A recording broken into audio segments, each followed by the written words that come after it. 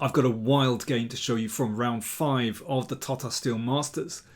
Vincent Keymer playing white against Chithambaram Aravind playing black. So Chithambaram, he's 26 years old, he's from India, and he had an excellent start to 2025. He was up to number 11 in the world on the April live list. Now he's tailed off a bit since then, but still respectable rating of 2700.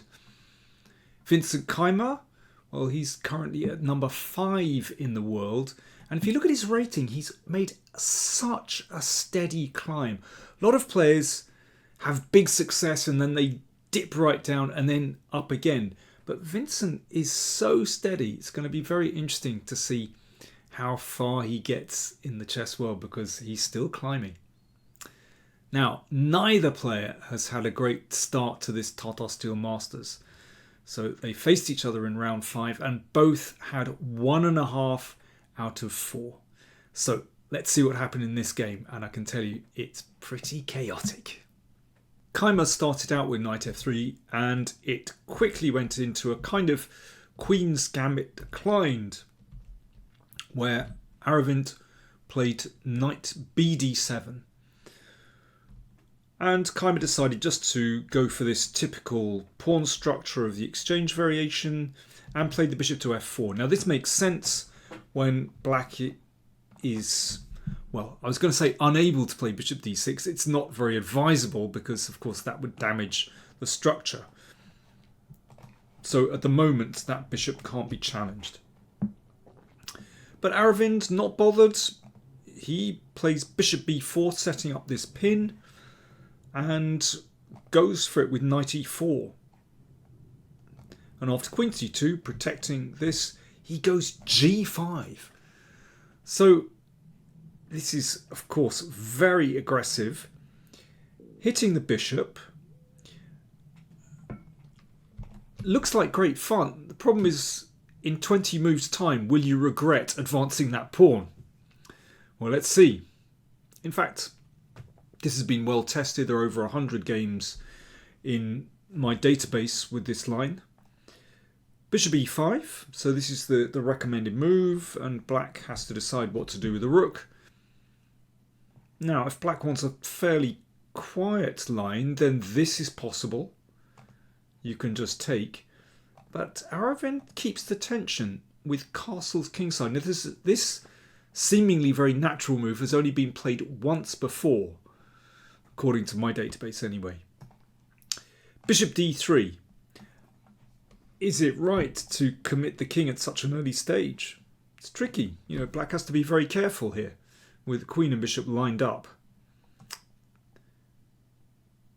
g4. So this gives up a pawn, which Keymer accepted. I mean, there are quiet ways to play this position. You know, white could just drop the knight back. Then we've got something like this. And queen g5. So there could be lots of exchanges. You know, if white wants something like this, you can have it. But instead, Keymer takes up the gauntlet and captures that pawn in the middle. Now, if pawn takes knight, then queen g4 leads to mate. So f5 hits the queen. So considering that this knight can be attacked, you have to give a check. Is attacked or can be taken. You have to give a check, and that forces rook f7.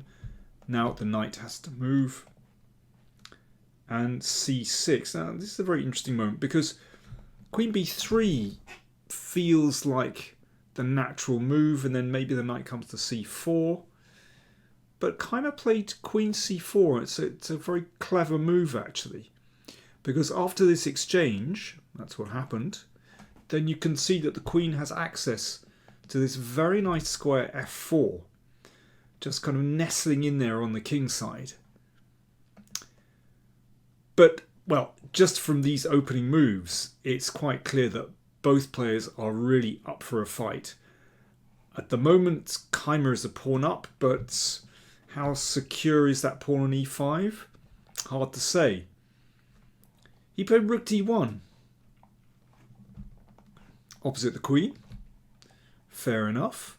To be honest, with Keymer's current mindset, I'm almost surprised he didn't castle queenside. Now that is a bit riskier.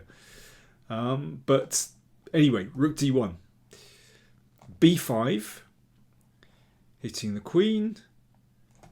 Now, he was restrained and didn't play this. I mean, this starts to get very tricky. Those bishops really fly. But instead, queen f4. So, yeah, as mentioned before, it's a very nice position for the queen because it's pretty secure. And, you know, black's king is quite open, although a lot of black pieces around there at the moment, in particular the rook. Queen e7. And this is a very nice move. Knight e2. So the knight wasn't doing much on c3. Keymer recognises that, well, he could castle, but actually it's better to manoeuvre this knight, get this to a better square. And the king, well, it's not clear where it belongs. It might belong on the king's side, but he's cleverly keeping this rook on h1. So he's thought very carefully here, because he realises that he might be able to play h3 to break open the h-file and get that rook into play. Bishop d7, so that's about to bring this rook into play. a3. Of course, Keymer would love it if black exchanged and then that rook could sink itself on d6. And yeah, let's just I'm going to digress a little bit here, but just have a look at what happens if, for example, black takes back the pawn. Well, this is one of the points of playing the knight to e2, because it's going to land on that incredible square f4. Beautiful square, and then the rook will come over. So just recapturing this pawn mindlessly is not going to solve black's problems.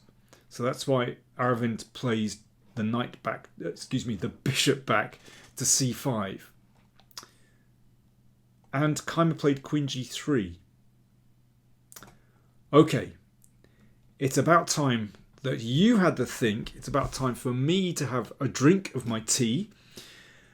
And what would you play here with black? Black to play. What do you think is the best move here? Okay, I'll see you after this message. Tired of playing bots that either crush you or make silly blunders? Nocti is a chess AI that plays like a real opponent at your own level. Nocti is designed for practice. Just pick your opening and start playing, or let Nocti decide. You get instant colour feedback and puzzles based on your mistakes. Set up any endgame position and prove that you know the technique.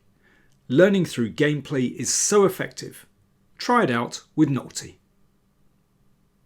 PowerPlay viewers can receive a 20% discount on Nocti's annual membership if you click the link in the video description and put in the discount code PowerPlayChess.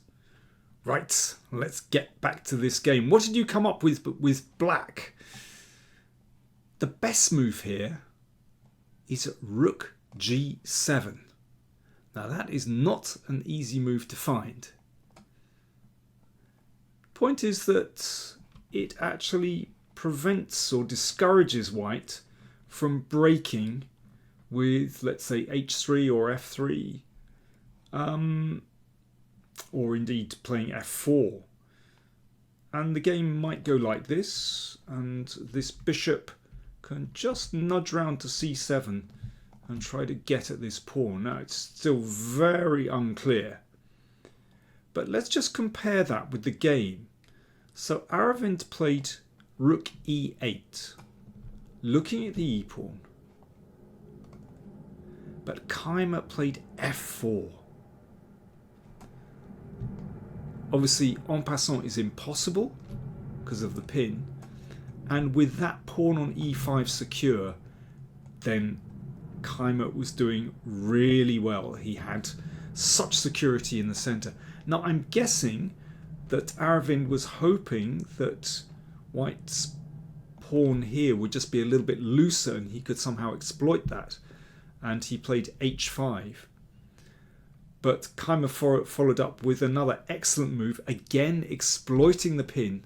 Knight f3 can't be taken, and that knight is heading for that absolutely glorious square on g5. And from this moment on, Black was in massive trouble. So Aravind did his best to somehow create some chaos here, but yeah, I mean, this bishop is working now. But after this is trouble, because okay, if the bishop goes back, then you can see how White is going to play h3, crack open the h file, and the king is in trouble. Queen g3 necessary, because there was potentially some ideas to take here and get through on the e file. But yeah, with the queen protecting f4, there aren't any troubles. The game went rook takes g5, queen takes e3, super solid. The rook came to h5, and king f2. So Keymer never castled in this game. In fact, his king was safe, and it's very safe now. Positionally, this is crushing for White. You know, with this rook ready to land on d6, this knight is about to float in somewhere, maybe through d4, maybe g3, and watch out for h3 as well, crack you open the h file. Bishop e6, h3, there we are. G takes h3, and now of course it's possible just to take here, but flashy move, rook d6, it's a great square. And well, I mean, this pawn can't do much on its own anyway, it's going to be collected fairly shortly. Rook d8, knight d4, of course if that's exchanged then the bishop on e6 will drop. Bishop d5,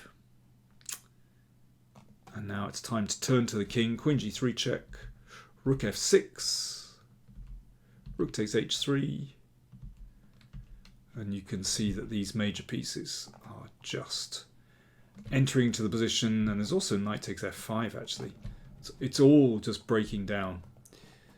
Queen c5, okay, that's a pin. But king g3, that was the final move of the game. Aravind resigned. Why? Because if queen takes knight, check here, mate. There you go, absolutely decisive. Yeah, funny game. I mean, it's so interesting to see Keymer once again absolutely giving everything. And you know, he now bounces back, so he's on 50% now, 2.5 out of 5. Disappointment for Aravind. I think, you know, that was definitely a key moment where he was still okay here, and rook g7 would have held his position together, and then anything could have happened. However, when you advance your pawns, at some moment the king is going to suffer, and I do like this knight potentially coming into f4. It's very, very secure. Anyway, let's have a look at the standings after round 4. Let me see. Excuse me, after round 5. I'm losing track. So the players at the top actually drew, and Sindarov joined them. He had a long game today against Domush. So there are now 3 leaders. Hans Niemann, Javahir Sindarov and Nodibek Abdusatorov, all on 3.5 out of 5. And at the bottom of the table we have Aravind, Pragnananda, Nguyen and Giri on 1.5. But you can see that things are kind of getting squashed. No one's certainly running away with the tournament. Now, tomorrow, Thursday, is a free day in Vaikonce, and they'll resume battle with round 6 on Friday. See you then.